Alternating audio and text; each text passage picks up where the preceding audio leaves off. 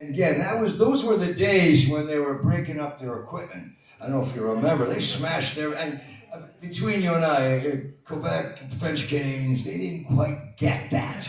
You know, it was kind of like, what? Qu'est-ce qui passe? Qu'est-ce qui ça? Anyways, I don't do that very well anymore, but I used to speak fluent, bad French. But anyways, back to the story. So I'm watching Keith Moon. And it's like watching an entire circus, amusement park. He's having such a great time. He's passionate, and his technique is, he has no technique, it's all passion. If you watch Keith Moon from The Who, you're watching a man in perpetual motion because he's a joy, passion, he loves it. And that was my biggest influence at the time for drumming. Before it was Gene Krupa, of course. Every drummer loves Gene Krupa. But Keith Moon, you wanted to be him. You know, you didn't want to just watch him. You wanted to really be Keith Moon. Anyways, the show's finishing, and they come off, the equipment's everywhere, right? They blew off the stage, the amps, drums are everywhere, and the place quiets down at the Forum. I go around behind the stage where I'm storing my drum set while The Who are on. And I go under this, and I find this jacket, this beautiful sequence jacket, you know, with the Canadian, with the British flag. It was the jacket they used for the UK promotion, right? And I picked it up, and I looked at it, and I went, you know what?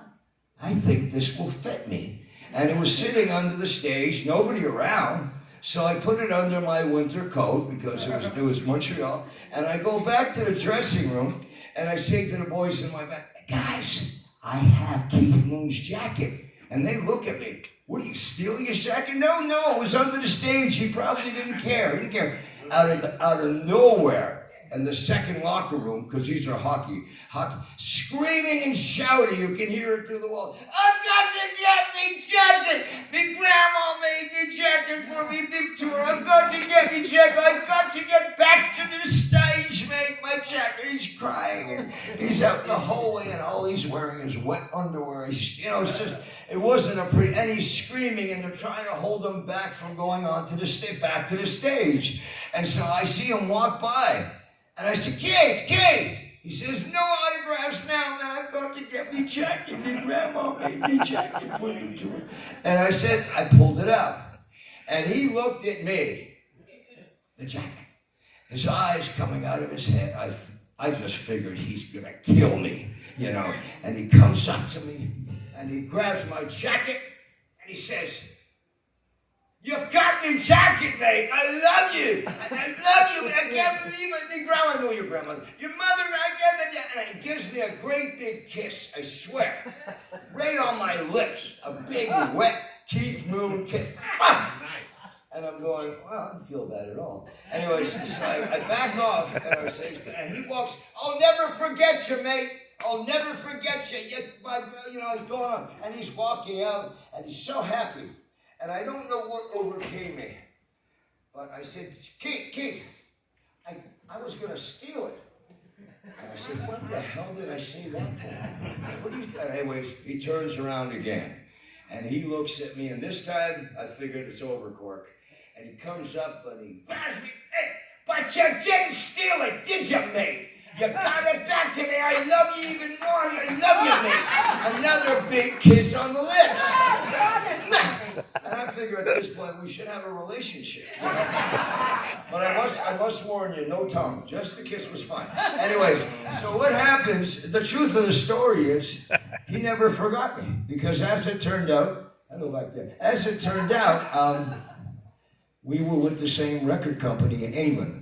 Mountain was, so we would go over, they were on Track Records. So we would get together and we became friends. However, what was happening at that era was Bob Dylan was coming out with the Nashville Skyline record. I don't remember, beautiful record. And I fell in love with Bob Dylan and writing. And I've been very lucky because even in those days I was writing songs. I love to write lyrics. You know, as you can tell, I'm really shy, so it's pretty hard to write a lyric. So I got these, and I love Dylan. So at that time in my life, I had drums with, Keith Moon on one hand, and I had Bob Dylan lyrics on the other. Now, I'm not comparing myself. I'm talking about inspiration. So what happens is, as over the years, I put this together right now for you. I'm still learning it. And Alan, could you turn up my microphone? Because I'm going to, this one here. All right, I hope you enjoy this. Here we go.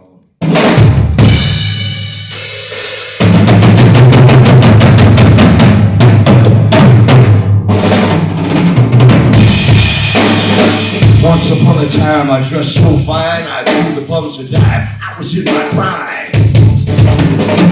People laughed and said, "Hey, Corky, behave yourself, you're bound to fall." I said, "What the hell with you all?" I swear I never compromised with the mystery tramp, and now I realize we ain't selling any alibis.